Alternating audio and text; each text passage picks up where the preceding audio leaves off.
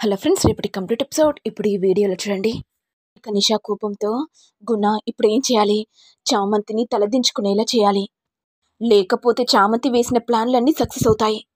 ఆ తర్వాత డొనేషన్ ఇచ్చిన డబ్బులతో ఇక స్టూడెంట్స్ అందరి ఫీజు కడుతుంది. అలా జరగకుండా ఉండాలంటే ఏం చేయాలి గుణ? నిషా, నేను చెప్పినట్టు చేయి. ఇక తప్పకుండా చామంతి పరువు పోవడమే కాకుండా ఇక కాలేజ్ నుండి బయటికి గెంటేస్తారు.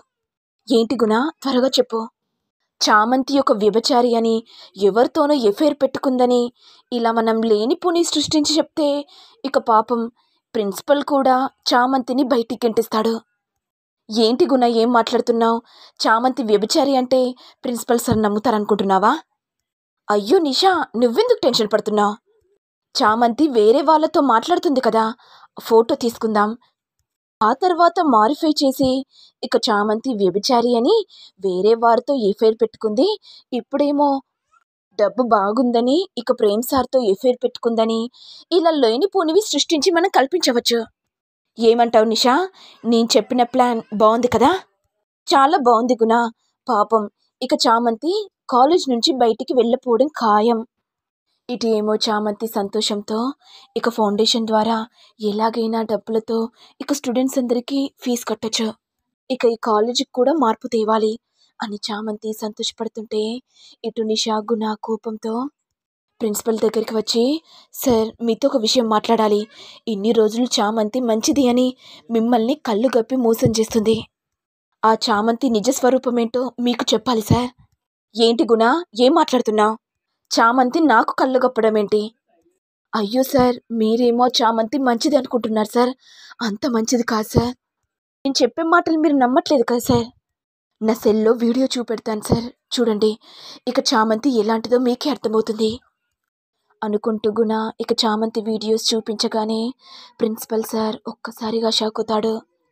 గుణ, నేను చూసేది నిజమేనా?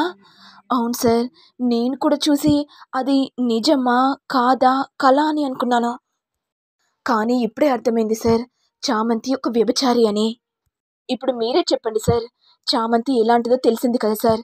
మరి చామంతిని కాలేజీలో చదివిస్తే మా పరిస్థితి ఏమవుతుందో కూడా ఒకసారి ఆలోచించండి. చామంతి చేసే పనికి మా పరువు కూడా పోతుంది. ఇక స్టూడెంట్స్ అందరూ తలదించుకునే పరిస్థితి వస్తుంది. ఇక నిషా ఏడుస్తూ, సార్ ఇలాంటి వాళ్ళు కాలేజ్లో ఉండకూడదు. మీరేమో ఆ చామంతి కన్ఫామ్గా కాలేజ్లో ఉండాలంటే చెప్పండి సార్. మేమే ఈ కాలేజ్కి రిజైన్ చేసి వేరే కాలేజ్కి వెళ్తాం. చూడు నిషా, గుణ, మీరు ఈ కాలేజ్ నుంచి ఎక్కడికి వెళ్ళాల్సిన అవసరం లేదు. చామంతి ఎలాంటిదో తన వ్యక్తిత్వం ఏంటో ఇప్పుడు నాకు అర్థమైంది. చామంతి ఇన్ని రోజులు మంచిదని అనుకున్నాను, కానీ నువ్వు ఇలాంటి మోసాలు చేయడమే కాకుండా ఈ కాలేజ్లో చదువుతావా అనుకుంటూ ప్రిన్సిపల్ కోపంతో ఇక చామంతి దగ్గరికి వచ్చి, చామంతి నువ్వు ఈ క్షణమే కాలేజ్లో నుంచి వెళ్ళిపో. ఇంకోసారి కాలేజ్కి వచ్చి చదవాలనుకున్నా మర్యాదగా ఉండదు. ఏంటి సార్, ఎందుకు అలా మాట్లాడుతున్నారు సార్? ఏమైంది? ఏంటిదా ఏమైందా? నీకు తెలీదా చామంతి? తెలియనట్టుగా ఎలా మాట్లాడుతున్నావు? ఏంటి సార్, ఏమైందో తెలిస్తేనే కదా సార్ నాకు తెలిసేది. నా నోటితో నేను చెప్పలేకపోతున్నాను. నిషా, గుణ, మీరిద్దరు కలిసి చెప్పండి. డియర్ స్టూడెంట్స్, ఇన్ని రోజులు చామంతి మంచిది అని అనుకుంటున్నారు, కానీ తను ఎలాంటిదో ఇప్పుడు చెప్తాను. ఇక గుణ వెంటనే, చెప్పడం కాదు నిషా, ప్రూఫ్స్ చూపెట్టాలి కదా స్టూడెంట్స్ అందరికీ. సరే గుణ, మీ అందరికీ చామంతి ఎలాంటిదో ప్రూఫ్స్తో సహా చూపెడతాను. ఇక భరత్ కోపంతో, అయినా చామంతి గురించి ప్రూఫ్స్ అంటున్నారు ఏంటిది? అసలు ఇక్కడ ఏం జరుగుతుంది? మీరు చెప్పే మాటలు మాకేం అర్థం కావట్లేదు. ఇక నిషా గట్టిగా నవ్వుతూ, చామంతి ఎలాంటిదో చెప్పమంటారా? చామంతి ఒక వ్యభిచారి.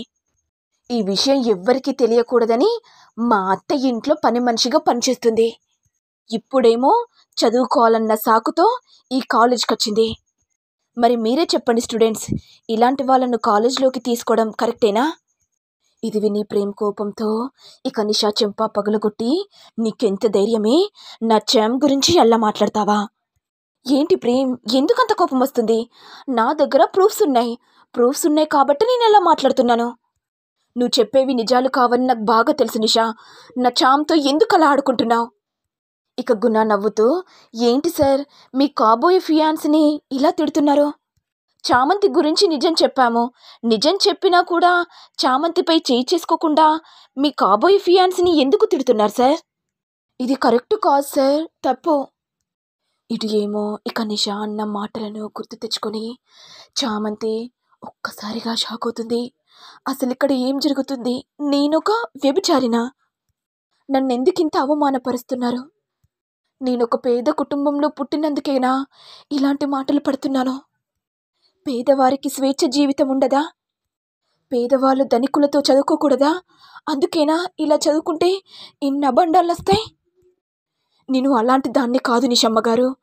ఇంకోసారి అలాంటి మాటలు మాట్లాడకండి. నా పరువు తీయడానికి ఇలా మాట్లాడుతున్నారా అమ్మగారు? దయచేసి అలాంటి మాటలు మాట్లాడకండి. మీకు దండం పెడతాను. ఇక నిషా కోపంతో, చెప్పాను కదనే నాతోని పెట్టుకోకూడదని. నీకు ఆల్రెడీ చెప్పాను నువ్వు ప్రెసిడెంట్ కాకూడదని. కానీ నా మాట వినకుండా నువ్వు ప్రెసిడెంట్ అయ్యావు. అది నిన్ను జీర్ణించుకోలేకపోతున్నానే. అందుకేనే నిన్ను కాలేజ్ నుంచి బయటికి వెళ్ళగొట్టడానికి ఇలా ప్లాన్ చేశాను. ఇక నిన్ను కాలేజ్లో పరువు తీస్తే బయట కూడా తలెత్తుకొని తిరగవు కదా. మాలాంటి వాళ్ళతో పెట్టుకుంటే ఏం జరుగుతుందో చూసావు కదా. చూడు చామంతి, డబ్బుతో ఏదైనా సాధించచ్చు. డబ్బుతో ఒకరి జీవితాన్ని కూడా నాశనం చేయొచ్చు. ఇంకా చెప్పాలంటే డబ్బుతో అందరినీ కొనచ్చు. ఆ తర్వాత నా చెప్పు చేతుల్లో పెట్టుకుంటాను. ఇప్పుడైనా అర్థమైంది కదా చామంతి, డబ్బుంటే ఏదైనా సాధించచ్చని. గుర్తుపెట్టుకో. ఇప్పుడు కాకుండా ఫ్యూచర్లో నీకు ఉపయోగపడుతుంది. ఇక చామంతి ఏడుస్తూ, అవునమ్మగారు, మీరు చెప్పేది నిజమే. డబ్బుంటే ఏదైనా సాధించవచ్చని. మాలాంటి వాళ్ళని ఎన్నటికీ ఎదగనివ్వరని ఇప్పుడు అర్థమైంది. చామంతి ఏడుస్తుంటే ఇక ప్రేమ్ వచ్చి చామంతిని గట్టిగా హత్తుకొని, నిషా, ఇప్పుడు చెప్తున్నాను, నా చామ్ని వ్యభిచారి అన్నావు కదా. నా చామ్ ఎలాంటిదో, ఎలాంటి వ్యక్తిత్వం కలదో నాకు బాగా తెలుసు. అలాంటి నా చామ్ని వ్యభిచారి అంటావా? సరే నిషా, నా చామ్ వ్యభిచారి అంటున్నావు కదా. ఇప్పుడే ఈ క్షణమే ప్రిన్సిపల్ సార్ ముంగట, స్టూడెంట్ ముంగట, అందరి సమక్షంలో చామ్ మెడలో తాళి కడతాను. ఇక నా చామ్ పరువు కూడా పోదు, తలెత్తుకుని తిరుగుతుంది. ఏమంటావు నిషా? నా చామ్ మెడలో తాళి కట్టమంటావా, లేకపోతే నిజాన్ని బయట పెడతావా? ఇక నిషా టెన్షన్ పడుతూ, ఏంటి గుణ, మన ప్లాన్ ఏంటి రివర్స్ తిరిగింది? ఈ ప్రేమ్ని చూస్తుంటే ఖచ్చితంగా దాని మెడలో తాళి కట్టేలా ఉన్నాడు గుణ. ఏం చేయాలో చెప్పు గుణ. ఏమో నిషా, ఇప్పుడు నాకు ఏం చేయాలో కూడా అర్థం కావట్లేదు.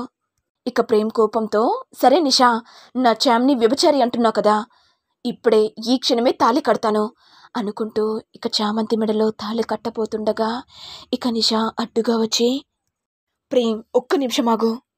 చెప్పు నిషా. అంటే చామంతి పరువు తీయడానికి మేము ఇలా ప్లాన్ చేశాం. చూసారా సార్, నిషా బుద్ధేంటో ఇప్పుడైనా అర్థమైందా సార్? ఆ స్టూడెంట్పై ఎంత అభాండం వేశారో. ఇక ప్రిన్సిపల్ కోపంతో, ఏమనుకుంటున్నావు నిషా? ఇది కాలేజీ అనుకుంటున్నావా, లేకపోతే ఇంకోటి ఉద్దేశించి అనుకుంటున్నావా? నిషా, నిజం చెప్పు, చామంతి మీద ఎందుకింత పగ? అంటే చామంతి ప్రెసిడెంట్ అయిందన్న విషయం నువ్వు జీర్ణించుకోలేకపోయావు కదా, అందుకేనా చామంతి వ్యభిచారి అని ముద్ర వేశా? ఇలా చేస్తే అయినా ప్రిన్సిపల్ సార్ ఇక చామంతిని మెడపట్టి బయటికి గెంటేస్తాడని నువ్వనుకున్నావు కదా నిషా? అలా ఎన్నటికీ జరగదు నిషా. నువ్వెలాంటిదనవో నాకు బాగా తెలుసు. 2 years నుంచి చూస్తున్నాను. ప్రతి ఒక్క స్టూడెంట్స్తో కాటాడుకుంటావు. ఇక ఈ కాలేజ్కి లేని వాళ్ళు వస్తే వాళ్లతో కాటాడుకునేదానివి. అలాంటి దానివి చామంతి మీద నింద వేస్తే నేనిలా నమ్ముతానని ఎలా అనుకున్నావు నిషా? నువ్వేదో కథ నడుపుతున్నావని నాకు బాగా అర్థమైంది. అందుకే స్టూడెంట్స్ అందరినీ పిలిచాను. ఆ తర్వాత నేనే నా ప్లాన్ ప్రకారం చామంతిని బయటికి గెంటేయాలని ప్రయత్నించాను. ఇంతలో ప్రేమచ్చి నీ బాగోతం మొత్తం బయట పెట్టేశాడు కదా. ఇప్పుడేమంటావు నిషా? చామంతి పరువు పోలేదు, నీ పరువు పోయింది. నిషా, నిజం చెప్పు, ఎప్పుడంటే ప్రేమ్తో ఎంగేజ్మెంట్ అయింది. మరి గతంలో నువ్వెవరినైనా ఎఫైర్ పెట్టుకున్నావా? ఇది విని నిషా ఒక్కసారిగా షాక్ అవుతుంది. ఏంటి సార్, ఏం మాట్లాడుతున్నారు? నేను వేరే వారితో ఎఫైర్ పెట్టుకోవడమా? ఈ విషయం గనక మా డాడీకి చెప్తే ఏం జరుగుతుందో మీకు తెలుసు కదా సార్. అవునా నిషా, నీ మీద ఒక నింద పడితేనే ఇంత కోపగిస్తున్నావు. మరి నువ్వు కూడా చామంతి మీద అంత నింద వేశావు. మరి తన పరువు కూడా పోతుందని ఒక్కసారైనా ఆలోచించాలి కదా. అంటే నీదో న్యాయం, మరి తనదో ఒక న్యాయమా? ఇప్పుడు చెప్తున్నాను నిషా, నిన్ను కాలేజ్ నుంచి డిస్మిస్ చేస్తున్నాను. ఇక మీ డాడీకి అన్ని విషయాలు చెప్తా అని చెప్పావు కదా, వెళ్ళి చెప్పుకో. ఎవరితో ఏం మాట్లాడాలనో నాకు బాగా తెలుసు. ఇది విని నిషా టెన్షన్ పడుతూ, ఇదేంటి ప్రిన్సిపల్ సార్ ఇలా మాట్లాడుతున్నాడు? వామ్మో, ఈ కాలేజ్లో డిస్మిస్ అయిన విషయం మా నాన్నకు తెలిస్తే వదిలిపెట్టడు. ఏదో ఒకటి చేసి ప్రిన్సిపల్ గారితో మాట్లాడి ఈ కాలేజ్లోనే ఉండేలా చేసుకోవాలి. మళ్ళీ నా ప్లాన్ ఫ్లాప్ అయింది. ఒకటి అనుకుంటే ఒకటి జరుగుతుంది.